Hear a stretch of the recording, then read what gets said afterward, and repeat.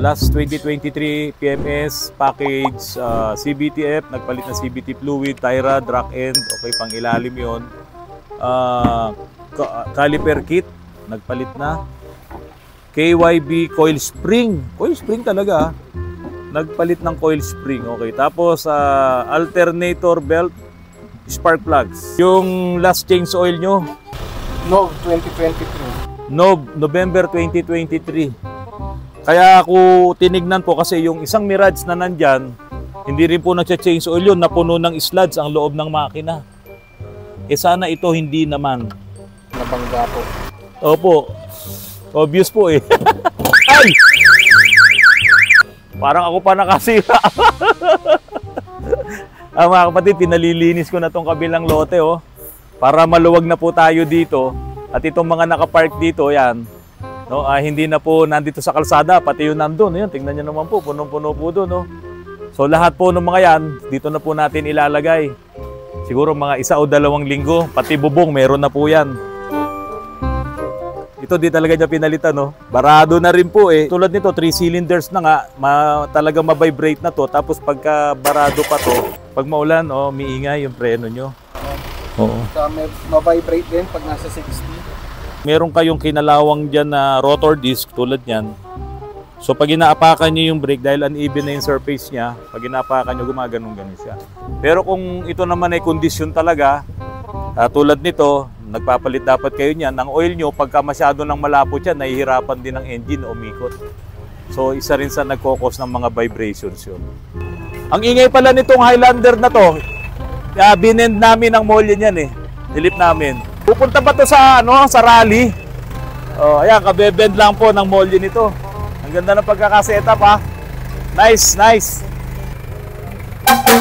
Ingay talaga.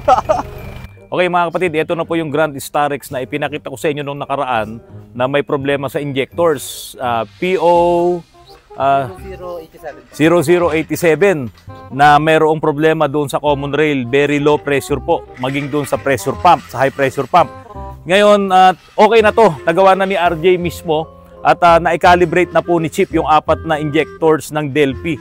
Ganito po kasi sa amin eh, kapag kinalibrate ni Chip na cleaning niya at naging okay naman, hindi ko na yan pinapadala sa central.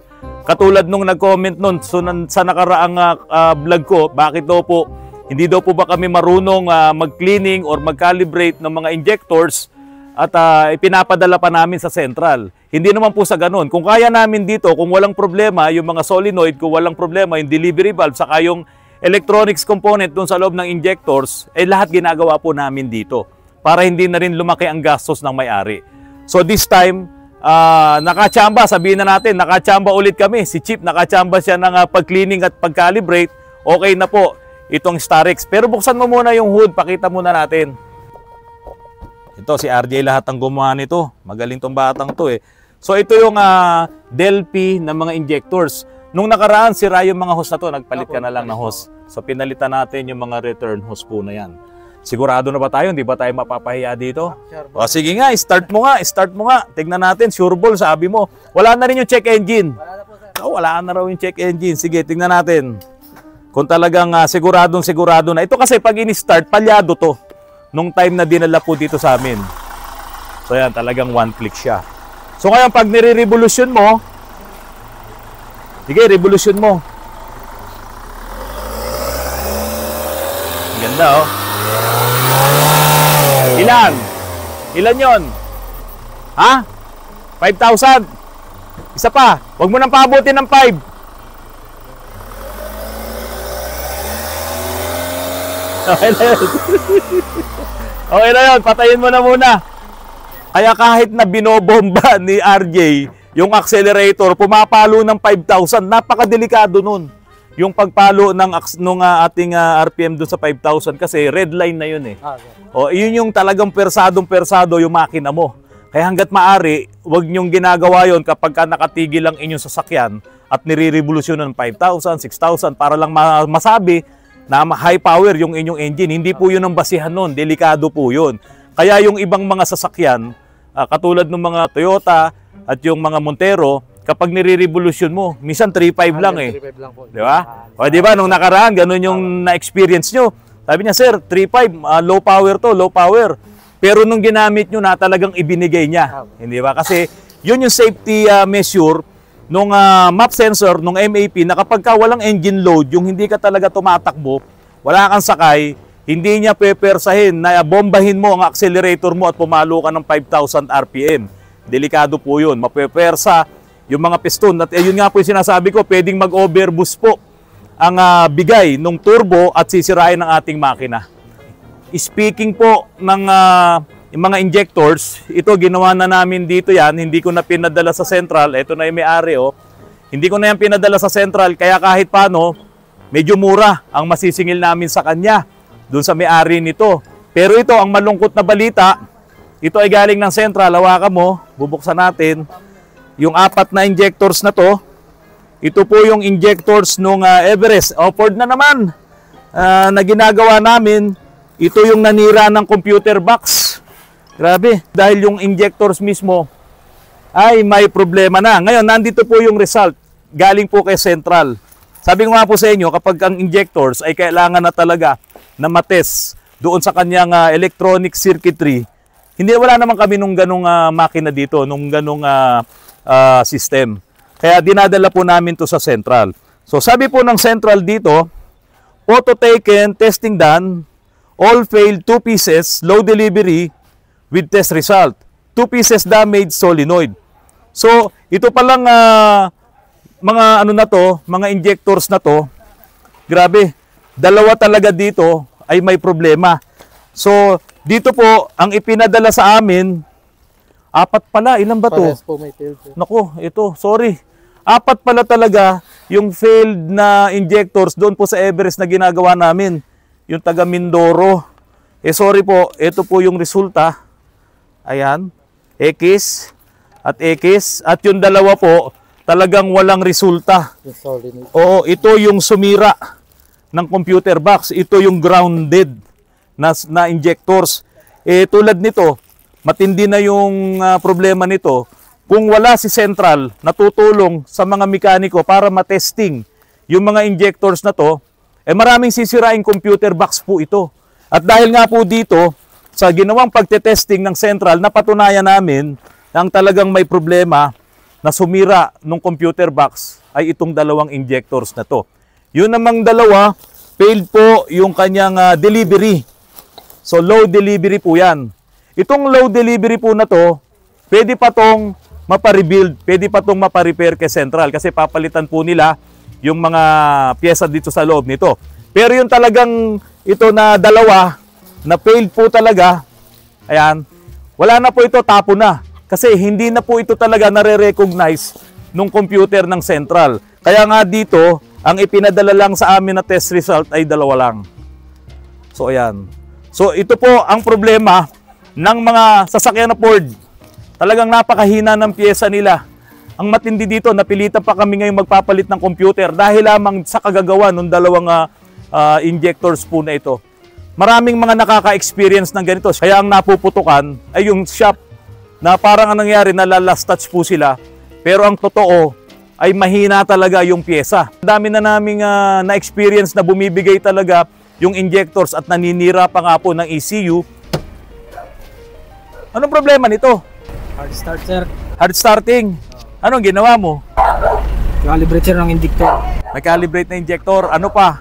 May talas yung injection pump. Yung injection pump. Pero electric ang electronic injection pump nito, no? Pero tapos na natin. Hindi na hard starting. Hindi naman na, sir. Oo. So ano itetest mo ngayon? Yung power na lang, kung hindi naglo-low power. O sige, mukhang meron ka pang bisita. O sige, road test muna. Pangalawang Starex natin to sa isang araw. Okay, yan yung ating supervisor dito.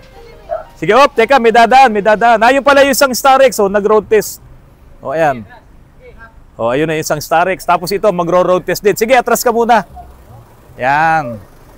So, 2 Starex. Tapos na. Ito, road test na lang. Mga kapatid, iuwi na tong expander. Ito yung nalubog sa baha na hindi tinulungan ng kanilang insurance. Saan pa dadalhin to? Sa ano pa to eh? Sa Pauwi. Mandaluyong. Tapos pa Cavite. Cavite. So, pupunta ka muna ng Mandaluyong. Tapos Cavite. Tapos Cavite. Oo. Doon siya nalubog sa Cavite, di ba? Oo. O alam mo, tapat kasi tayo eh. Hindi tayo sinungaling eh. Di ba? Kaya nung nalubog siya, sinabi niya talaga sa insurance na inilusog niya sa baha eh. Eh dahil doon, hindi siya tinulungan ng insurance. Pero yung bagong insurance natin ngayon, si Stronghold, ay tutulong sa kanila. Kay Camulong de los Reyes, siya po ang may-ari niyan. Ang sabi nga lang nila, iba daw po talaga yung premium nung mga nalubog na sa baha. Yun ngayon yung kino-compute nila. Oo. Pero ito, 6,000 kilometers lang tinakbo nito. Talaga naman na ang ganda-ganda pa ng ng andar, 'di ba? Ito, maandar 'to. O halos wala kang maramdaman kasi ibinalik naman lahat natin yung mga original na parts nito, kaya nga medyo napamahal po tayo ng konti. Dagdagan mo na lang ng ng air freshener. At hangga't maaari, pagdating sa Cavite, ilagay mo sa lugar na naaarawan pa rin siya, no? Tapos buksan mo lahat yung mga pintuan. Yung pong may-ari nito, nandiyan sa bansang Oman. Siya po ay OFW, si Capred. So ayan na, Capred, kinuha na ng kapatid mo ang iyong expander na baby mo. Uuwi na sa inyo diyan sa Cavite. Diretso gulong. Hop, diretso gulong. Ayan. Nervous naman ako. Ayan na yung 4x4 natin, oh. Ang dumi-dumi. Nandoon yan sa kabilang shop natin. Sabi ko, dali na dito. Kasi nga, yung ibang mga sasakyan na hindi pa umaandar, ito ang ipanghihila ko. Kasi ito ay mayroong winch po yan. Ayun, yung nasa harapan yan. Pagaganahin namin yung winch niyan at ipoporma namin ngayon yung mga sasakyan dito para hilahin po doon sa parting loob, yung mga hindi pa talaga umaandar, katulad po nitong 4x4 na to. Sige. Sige, yakit mo dyan sa mga damuhan na yan. Ang dumi lang. Oh. Iparapol ko na lang kaya ito sa December.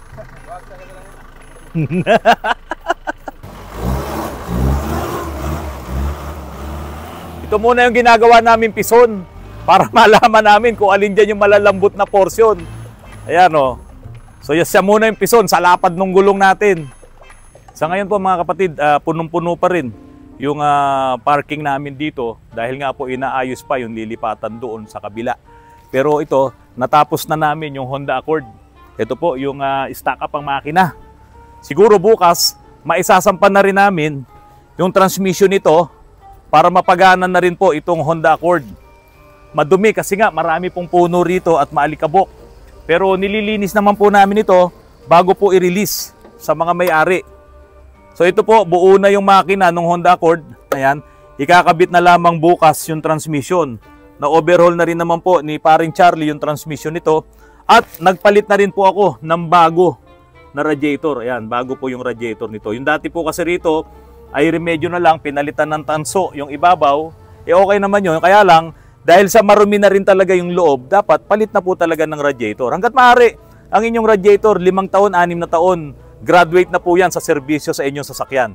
Huwag nyo nang pagtagalin kasi hindi nyo naman nakikita kung talagang nagbabara yung loob, yung mga butas ng radiator na yan, at nakaka-apekto po yan doon sa magandang cooling system ng inyong mga makina. Kapatid, si Onyo, kapatid ni paring Charlie, magaling din itong tumira ng mga transmission. So ano yung mga nagawa natin ngayon? Pajero po. Pajero, tapos na. Opo, bali ang problema niya lang po, electrical kasi wala siyang overdrive. Walang overdrive. Pero may segunda, tercera, kwarta, wala. Oo. So yung sa electrical. Opo. Doon sa, papunta doon sa pinaka-computer box niya, no? Okay. Pero itong Accord, bukas, Sampa na lang po yan. sasampan na lang. Pero ano yung hindi nagawa kanina? Subaru po. Subaru, tingnan nyo, tumitira po kami ng Subaru dito. Yan yung tumatagas yung yung ATF, pumupunta doon sa differential. Tumatawid yung ATF doon sa differential at tumutulo na doon sa axle. Kaya nauubos yung fluid. Ayan, general overhaul na rin po, rebuild na rin po yung transmission ng Subaru. Ito, pakita ko sa inyo. Onyo ka, nililinis mo yung mahal mong sa motorsiklo. So ito mga kapatid, yung Subaru. Ayan. Okay. Tapos ito naman D-Max na to, okay na rin po ito. Kailangan na lamang talaga na matubos na nung may-ari. Ito yung nasira sa Bicol, tinow po ito hanggang dito sa amin. Ang layo, no? Biro niyang Bicol, papunta po rito. Okay na po ang transmission po nito. At yung mga nandito pa po, tignan nyo. Kakasya ka ba? Okay. Ayan. Ito po yung service ko na 86. Pangbata ito eh. Tapos ito naman yung Innova na ginagawa namin, na ito naman ang injectors po nito ay nandoon, kini-cleaning at inaayos na rin po ni Chip. yung injectors ito. So kapag naging successful ulit si Chief, hindi na namin yan dadalhin kay Central. At si Central naman talaga, dinadala namin doon yung mga injectors kapag ang pag-uusapan na, yung mga solenoid, pag ang pag-uusapan na yung electric or yung mismong electronics, dahil wala po kaming pan-testing noon. Computer po kasi yon at ibinabase yung mga details noon doon sa talagang trabaho ng mga injectors na nagkakaroon ng problema. So yan po, tingnan nyo po, marami-rami pa rin yung tira dito. Ito tapos na to, naisan pa na yung transmission hanggang doon. So ayan po yung mga gawa namin. At lahat naman po yan, ililipat ko doon sa pwesto na yon para wala na pong nakaparada dito sa kalsada na to. Sa bagay ito po, dead end naman po yan eh. Yan, hindi po talaga nagagamit itong portion na ito. Pero sabi ko nga po sa inyo, lahat po yan ay ililipat ko na doon sa nililinis naming lugar. Ito naman po yung accent na inayos namin, yung kanyang mga spark plugs kasi nababasa ng langis. Inayos na rin yung auto sensor. Diba? Yun yung mga problema nito. Ngayon, under observation pa po ito kasi nung unang dinala sa amin to, yung 4 na spark plug basang-basa ng langis. Tapos sumunod na pagpapalit namin, nabasa ulit ng langis. Kaya ngayon, obserbahan muna namin kapag nagpatuloy pa rin yung pagbabasa ng langis, doon sa mga spark plug po na yon, magta-top overhaul na po tayo. Pero bukas, ang gawin muna natin dito yung mga pangilalim. Okay, sana makasurvive to at hindi na mabasa ng langis yung kanyang mga spark plug. Baka naman kasi sobra din sa langis to. Pakitignan mo na rin kasi hindi po kami ang dating umahawak nito. So pag nakapasa yon, yung may-ari po nito na nasa ibang bansa, sana mapanood nyo po yung video ko na ito. Under observation pa po kung ibababa namin ang cylinder head nito or hindi. Pero uunahin namin yung mga pangilalim po nito. Mga ilang araw pa, makikita nyo magandang-maganda na po yung lugar na to. Ito po yung phase 2 ng Autoruns. Harapan lang, face to face po silang dalawa. Mga kapatid, maraming salamat po sa patuloy na pagtangkilik nyo po sa Autoruns. Alam ko, masaya na yung kapitbahay ko dito na palagi akong sinisimangutan dahil aalisin ko na po yung mga sasakyan na yan at lilipat na po tayo rito. Sana po, lagi kayo manonood ng aking mga vlogs at para makapulot pa po kayo ng maraming mga techniques sa inyong mga sasakyan kung paano ito troubleshoot ang mga problema. Ngayon, kung meron kayong mga lumang sasakyan na katulad nung 4x4 ko po na yan, pwede nyo rin pong gayahin yan. Narito lamang po kami. Natutulong po sa inyo. Mga kapatid, maraming salamat po. Magandang hapon po sa inyong lahat.